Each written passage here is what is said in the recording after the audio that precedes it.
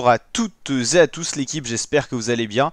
Pour cette nouvelle vidéo, on se retrouve pour la suite du calendrier cyclisme et on va vous dire un petit peu les courses à venir et surtout les courses qu'on va suivre sur la chaîne YouTube. Ça a été en tout cas un réel plaisir de suivre le Tour de France 2025 en votre compagnie sous le format présentation de chacune des étapes et résumé de chacune des étapes. On avait fait de même pour le Tour d'Italie en début de saison. Entre deux, on avait fait Critérium du Dauphiné et Tour de Suisse, donc on a suivi pas mal de courses. Et en tout début de saison, rappelez-vous, c'était Paris-Nice suivi de son lot de classiques avec Paris-Roubaix, etc.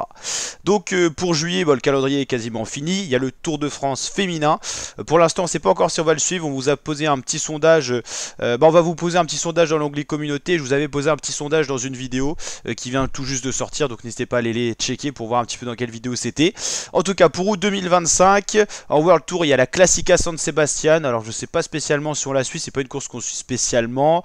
Il y aura le Tour de Pologne en World Tour du 4 au 10 août. C'est pas non plus une des courses qu'on suit énormément. On verra quand même ce qui va se passer. Et puis il y aura peut-être quelques vidéos à l'occasion de cette course. Mais ça sera pas un format intégral. Tour de Burgos, Tour du Portugal, Tour de l'Ain, Arctic Race of Norway qui est sympa à regarder. J'avais regardé quelques années. Le Tour du Danemark, le Tour de la République tchèque. Il y aura le Tour de Romandie féminin, ok, le circuit franco-belge. Une des courses qu'on va suivre, c'est la Polynormande. C'est sur les terres normandes que je connais bien. Que je vais aller voir cette course, donc on la suivra certainement. Alors elle est que en 1.1, elle est pas du tout au World Tour ni rien, mais c'est une course qui est sympathique, assez familiale, j'ai envie de dire.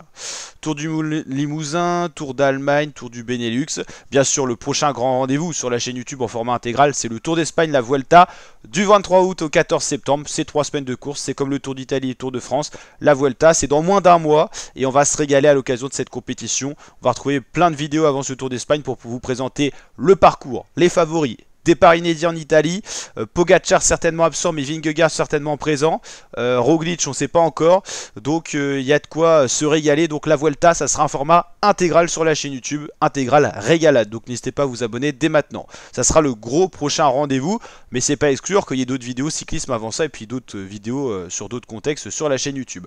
Donc par contre le prochain grand rendez-vous intégral c'est la Vuelta et d'ici là il y aura peut-être quelques vidéos sur les courses qui vont se dérouler, mais c'est vrai que c'est pas non plus voilà. On suit surtout les 3 grands tours et les autres grosses courses classiques et tout ça de la saison. Là c'est vrai qu'il n'y a pas non plus que des bungers, faut se l'avouer. Donc voilà, pour août ça va être le grand rendez-vous, vous l'avez compris, le Tour d'Espagne. On va aller voir un petit peu septembre parce qu'il y a des très beaux rendez-vous en septembre. Ah merde. Tour de Grande-Bretagne. Je sais pas si on le suivra forcément. On va regarder plutôt maintenant en World Tour, ouais, Grand Prix de Québec. C'est pas non plus des choses qu'on suit énormément. Après on suit des fois de loin. L'autre grand rendez-vous, ça sera bien sûr les championnats du monde, notamment championnat du monde du contre-la-montre le 21 septembre. Ok.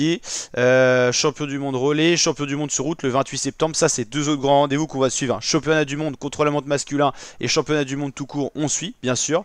Ça c'est toujours quelque chose de très agréable à regarder. Je crois que si je dis pas de bêtises, cette année c'est au Rwanda. Tenant du titre au contre-la-montre c'est Evenepoel. Tenant du titre sur route, vous le savez, c'est Tadej Pogacar. Pas de surprise là-dessus.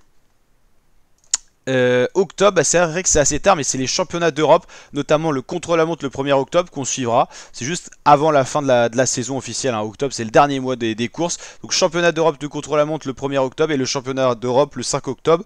Et je crois que pour nous, ça sera avec non, il y a le Tour de Lombardie quand même le 11 octobre qui est vraiment en toute fin de saison et après c'est tout simplement fini, novembre, décembre, vous le connaissez, le cyclisme, il n'y a plus rien. Donc le dernier grand rendez-vous pour nous ça sera soit championnat d'Europe, soit le Tour de Lombardie, mais on a encore du cyclisme à suivre jusqu'à octobre. Il nous reste août, septembre, octobre, donc 3 mois de cyclisme et bien sûr plein d'autres vidéos qui vont venir s'agrémenter sur la chaîne YouTube. On vient de sortir une vidéo résumée du Tour de France, donc n'hésitez pas à aller la checker sur la chaîne YouTube. Et bien sûr plein de vidéos avant la Vuelta 2025 qui sera l'anniversaire du 90e Tour d'Espagne. Donc la team, ça va être un plaisir de suivre ça en votre compagnie. Départ inédit en Italie, c'est la première fois que le Tour d'Espagne va partir en Italie. Il y aura un passage en France sur des cols mythiques de la France et ensuite Andorre, Espagne. Donc il y a quand même pas mal de pays qui vont être parcourus par ce Tour d'Espagne qu'on attend.